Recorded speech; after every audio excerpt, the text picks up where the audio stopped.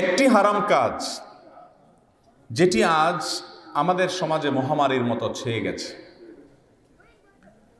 যুবক কি প্রাপ্তবয়স্ক বা মধ্যবয়স্ক কিংবা যে কোনো বয়সের মানুষ, আমরা আজ সে হারাম কাজে লিপ্ত, আর সেটি হলো গান শোনা। স্মার্টফোনের কল্যাণে প্রতিটি মোবাইলেই এখন হিন্দি, বাংলা, ইংরেজি বিভিন্ন ভাষার এমনকি অ্যারাবিক গানও আছে। এই সমস্ত গানগুলোর কথামালা অশ্লীল, মানুষকে নোংরামির দিকে নিয়ে যায়, সমাজকে অস্থিতিশীল করে, যুবকদেরকে উত্তেজিত করে অন্যায়ের পথে অগ্রসর হওয়ার জন্য। এসব গানের সঙ্গে যে সমস্ত মিউজিকগুলো থাকে, এই মিউজিকগুলো হলো ইবলিসের সবচেয়ে বড় অস্ত্রসমূহের মধ্য থেকে একটি। এর কারণ হলো রাসূল করিম সাল্লাল্লাহু আলাইহি ওয়াসাল্লাম অনেকগুলো হাদিসে গান, বাদ্যযন্ত্র নিয়ে তিনি অত্যন্ত কঠোর ভাষায় আমাদেরকে নিষেধাজ্ঞা আরোপ করেছেন। আমাদের সমাজে এক শ্রেণী মানুষ পাবেন যারা বলে যে গান হালাল, গান শোনা হালাল, এবং একটা জনপ্রিয় গানও আছে। সে গানের কথাটা হলো এরকম যে যারা বলে গান হারাম তারা জ্ঞানহীন। কোরআনে কারিমের সূরা লুকমান আয়াত নম্বর 6, এখানে আল্লাহ রাব্বুল আলামিন ইরশাদ করেছেন, ওয়া মিনান নাসি মান ইয়াশতারি লাহওয়াল হাদিস। কিছু লোক আছে যারা লাহওয়াল হাদিস কিনে আনে। কেন? তাদের উদ্দেশ্যই হলো এই লাহওয়াল হাদিসের মাধ্যমে মানুষকে তারা পথভ্রষ্ট করতে চায়, গোমরাহ করতে চায়। তাদের কাজই হলো লিয়ুদিল্লা আন সাবিলিল্লাহি বিগাইরি ইলম, যাতে করে মানুষকে আল্লাহর পথ থেকে দূরে সরানো যায়। এই আয়াতে আল্লাহ রাব্বুল আলামিন লাহওয়াল হাদিস এর কথা যে বলেছেন যে এটা কিছু মানুষ সমাজে প্রচার করে, লাহওয়াল হাদিসকে প্রতিষ্ঠিত করে, যাতে মানুষ আল্লাহ থেকে দূরে সরে যায়। এই লাহওয়াল হাদিসটার অর্থ কি? বেশিরভাগ উলামায়ে কেরাম, মুফাসসিরিনে কেরাম, তাফসীরের প্রায় বেশিরভাগ কিতাবগুলোতে এই লাহওয়াল হাদিসের ব্যাখ্যায় বলা হয়েছে আল গিনা, অর্থাৎ যে সমস্ত গানের কথামালা অশ্লীল বা ভালো কোনো কিছু নাই, সে সমস্ত গান, এবং যে কোনো গানের সঙ্গে যখন বাদ্যযন্ত্র যুক্ত হয় সে হারাম গানকে মিন করিয়ে আল্লাহ তাআলা বলেছেন লাহওয়াল হাদিস যারা কেনাবেচা করে, অর্থাৎ এগুলোকে ছড়াছড়ি করে সমাজে বিভিন্ন মাধ্যমে, এই মানুষগুলো মানুষকে মূলত আল্লাহর পথ থেকে দূরে সরাতে চায়। আজ যে আমাদের মন মসজিদের দিকে যায় না, ভালো কাজ করতে মনে চায় না, এর অন্যতম একটা বড় কারণ হলো এই হারাম গান শোনার অভ্যাস। হারাম গান শোনার অভ্যাস যদি থাকে ভাইরা আমার, আপনি চেষ্টা করলেও আল্লাহর দিকে যেতে পারবেন না। এই গান আপনাকে আপনার অন্তরে মুনাফিকের বীজ বপন করে। আপনি মুখে বলছেন আল্লাহর অস্তিত্ব স্বীকার করি, আপনি মুখে বলছেন আশহাদু আল্লা ইলাহা ইল্লাল্লাহু ওয়াহদাহু লা শারীকা লাহু, আপনি মুখে বলছেন আমি কিয়ামতের প্রতি ঈমান আনয়ন করেছি, আল্লাহর সামনে দাঁড়াতে হবে, অথচ অবলীলায় আপনি হারাম কাজ করে যাচ্ছেন। আপনার কোনো চেতনা নাই। আজ আমাদের যুব সমাজকে ধ্বংস করে ফেলেছি। মুসলমানের মধ্যে কোনো মুসলমানিত্বের চেতনা নাই। এই চেতনা নষ্ট করার জন্য যে কাজগুলো সবচেয়ে কার্যকর ভূমিকা রেখেছে, শয়তানের সবচেয়ে বড় অস্ত্রসমূহের মধ্যে থেকে একটা হলো এই গান।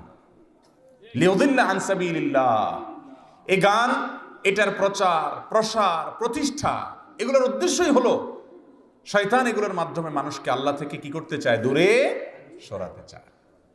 ভাইরা আমার, আব্দুল্লাহ ইবনে মাসউদ রাদিয়াল্লাহু তাআলা আনহু বলেছেন, আল গিনা ইউমবিতুন নিফাক ফিল কলব কামা ইউমবিতুল মা আয-যারা। গান, বাদ্যযন্ত্র, হারাম গান এবং বাদ্যযন্ত্র, এগুলো মানুষের অন্তরে কপটতা এবং মুনাফিকির বীজ বপন করে। যে যত বেশি গান বাজনা শুনে তার অন্তরে মুনাফিকির ফসল তত বেশি হয়, অর্থাৎ ঈমান শেষ হয়ে যায়। যেভাবে পানি ফসলকে উৎপন্ন করে, পানি দিলে, সেচন করলে ফসল ভালো হয়, গান এটা মানুষের অন্তরে মুনাফিকির ফসল উৎপন্ন করার জন্য অন্যতম একটা মাধ্যম, সারের কাজ দেয়, পানির কাজ দেয়। ভাইরা আমার, সহিহ বুখারীতে বর্ণিত হয়েছে রাসূল করিম সাল্লাল্লাহু আলাইহি ওয়াসাল্লাম বলেছেন, কিয়ামতের আগে 4টা জিনিসকে মানুষ হালাল মনে করবে। কিয়ামতের আগে মানুষ কয়টা জিনিসকে হালাল মনে করবে? তার মানে সেগুলোকে আল্লাহ তাআলা হারাম করেছেন, অথচ মানুষ সেগুলোকে কি মনে করবে? হারাম। সে হালাল যে বিষয়গুলোকে মনে করবে তার মধ্যে থেকে একটা হলো মানুষ এই গান, বাদ্যযন্ত্র, হারাম গান এবং বাদ্যযন্ত্র এগুলোকে হালাল মনে করবে। নবী সাল্লাল্লাহু আলাইহি ওয়াসাল্লামের ভাষায় আল মাআজিফ এটাকে বলা হয়েছে। মাআজিফ মানে হলো বাদ্যযন্ত্র। যে সমস্ত গানের কথার ভেতরে খারাপ কিছু নেই, আল্লাহর কোনো সৃষ্টি, কুদরত অথবা আল্লাহ রাব্বুল আলামিনের কোনো গুণকীর্তনমূলক অথবা কোনো ভালো কথামালা যে গানের কথায় আছে, সেটা খালি গলায় গাইতে কোনো অসুবিধা নাই। গানের কথার মধ্যে যদি তথাকথিত অবৈধ সম্পর্ক, হারাম সম্পর্ক করার জন্য উদ্বুদ্ধ করা হয়, তাহলে সেই গান এর সাথে যদি বাদ্যযন্ত্র যুক্ত নাও হয়, সেটা চর্চা করা, শোনা, বলা হারাম। গানের কথার মধ্যে যদি অশ্লীল কিছু থাকে, অন্যায় কিছু থাকে, অন্যায়ের প্রতি উদ্বুদ্ধ করে, তাহলে সে গান বাদ্যযন্ত্র না থাকলেও সেটা শোনা, বলা, গাওয়া হারাম।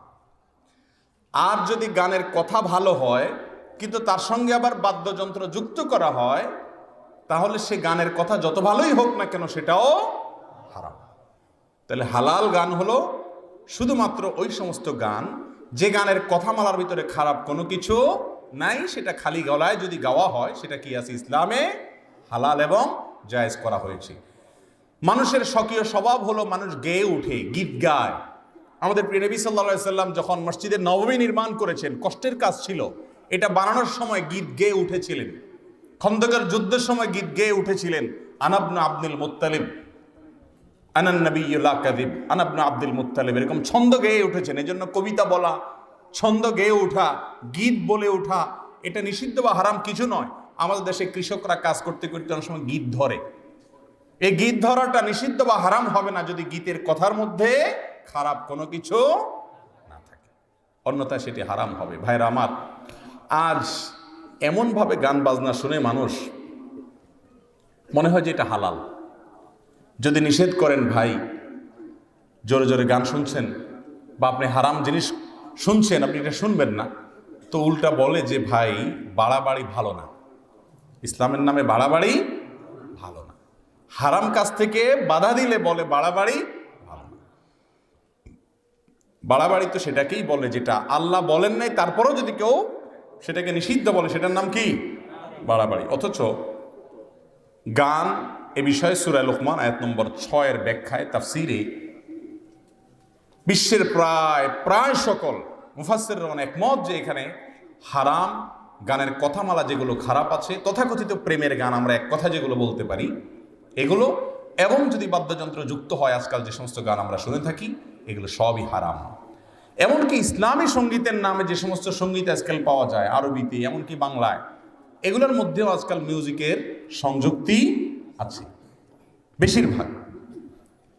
অনেক ইসলামিক গান তো আছে তথাকথিত নাম ইসলামিক, কথামালা সুন্দর, কিন্তু এটার ব্যাকগ্রাউন্ডে অত্যন্ত সূক্ষ্মভাবে আপনার বিভিন্ন রকমের মিউজিকের সংযুক্তি আছে। এগুলো শোনা মুসলমানের জন্য কি নেই ভাই? জায়েজ। যুবক ভাইয়ের আমার, শয়তান আপনাদেরকে আল্লাহ থেকে দূরে সরাতে চায়, কোনোভাবে যাতে আল্লাহর দিকে যেতে না পারেন। এই জন্য যত রকমের উপায় আছে সব অবলম্বন করে আপনাদেরকে, আমাদেরকে ধ্বংস করবার জন্য। শয়তানকে পরাজিত করে আল্লাহ রাব্বুল আলামিনকে খুশি করার চেষ্টা করবো তো ইনশাআল্লাহ। হালাল বিনোদনের কোনো অভাব নাই। আল্লাহর কালাম সুললিত কণ্ঠের তেলাওয়াত শুনেন, তেলাওয়াত করেন, সুন্দর অর্থবহ মিউজিক ছাড়া যে সমস্ত খালি গলায় গাওয়া গান আছে সেগুলো শুনেন। হারাম গানকে না বলার জন্য ইমানি সাহসের প্রয়োজন হয়।